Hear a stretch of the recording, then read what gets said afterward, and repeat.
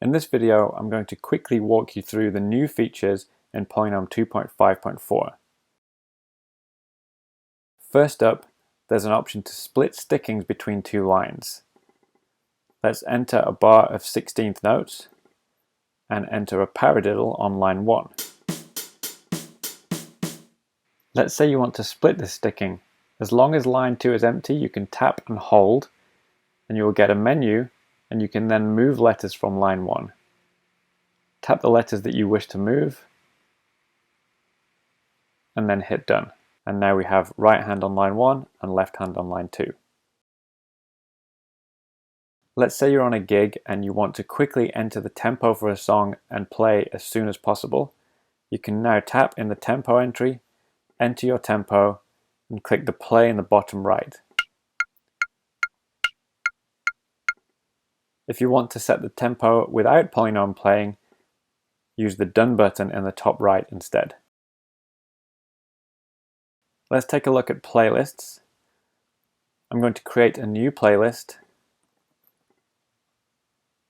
I'm going to add a new entry to this.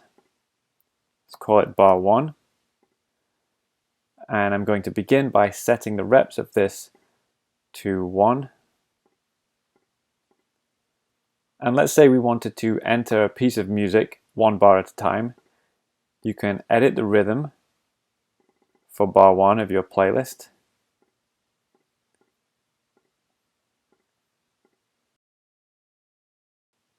And hit done, and we can save this. Now, it used to be that if you wanted to add new items to a playlist, you had to do it from the playlist menu. You could tap the plus button and duplicate entry, or duplicate entry with a new name, or add a new entry in the playlist, or add from the library. There's now a much quicker way to build a playlist. You simply tap the disk button, save as, and choose save to playlist.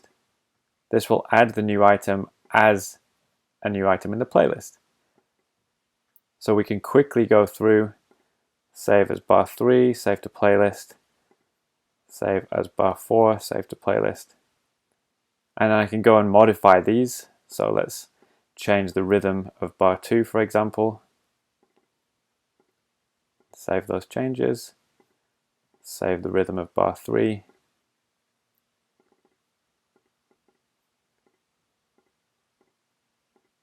So that's a very quick way to build a playlist. Another new feature in playlists is if you tap and hold on an item, it will jump into edit mode and select that item. That makes it very quick to go and select the loop if you want to work on just this item. We can go to edit mode and disable the looping. And if you want to work on this item at different tempos, you can go to the main page and change the tempo. You'll notice that playlist is turned off, and you can play this preset in here, and when you're done, you can go back and the tempo in the playlist is not altered, and you won't be asked about saving changes. Now let's say that we wanted to add some sounds to this item. Let's go in here, edit the pattern, and play some right and left. And I'm going to set the right hand to be a practice pad, and the left hand also to be a practice pad. And I'm going to save the changes here. Now let's say we wanted to add this single strokes on the practice pad to all of the items in this playlist. Currently they don't have anything assigned. We can do that by copying and pasting. I'm going to tap the preset name and choose copy preset.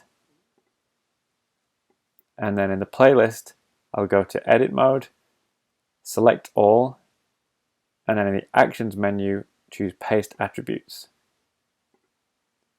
In here, you can select the source sequencer. So sequencer 1 is where I made the changes, and we can select the destination sequencer.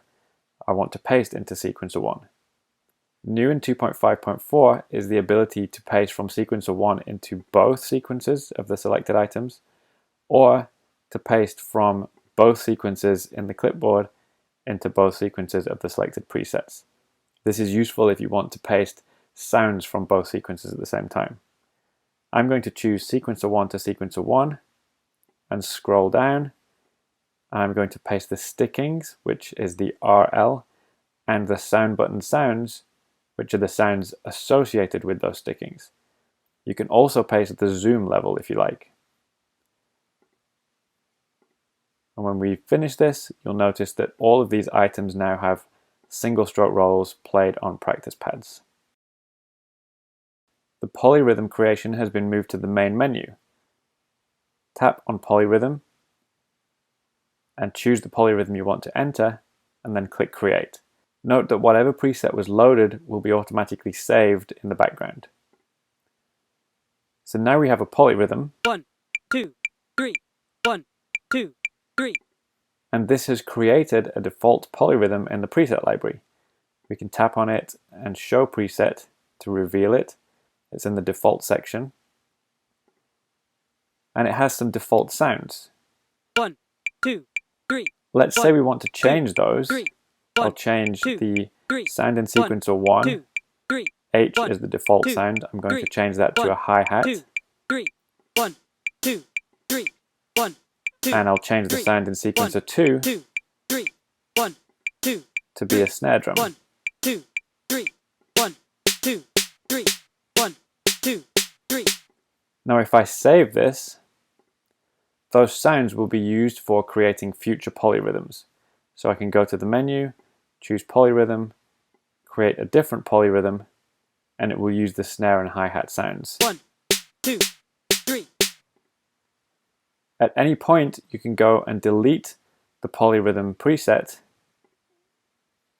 and the next time you create a polyrhythm, the original default sounds will be used. 1, 2, 3. If you want to create a three-way polyrhythm, go to the menu, turn time signature auto off, and use the time signature for the third rate. So this will be 3 versus 5 versus 7. The 1 fader in the metronome will automatically be pushed up, and you will get a three-way polyrhythm. 1, 2, 3. 1, 2, 3. 1. Finally, if you're using PolyNome in landscape on an iPhone and sequencer 2 is empty, you can tap on it and tap the label to hide it. This gives you more room for the main pattern. And remember, you can pinch to zoom to set the size of the notation in here. So that's the new features in 2.5.4. I hope you enjoy them. On another note, I've really enjoyed seeing what you guys have been doing with PolyNome. If you would like to learn how to create a video of you playing along to PolyNome, I've created some instructions at polynome.net/create-video. If you do create some videos, please tag @PolyNomeApp and I'll share them on social media. Thanks again for using PolyNome.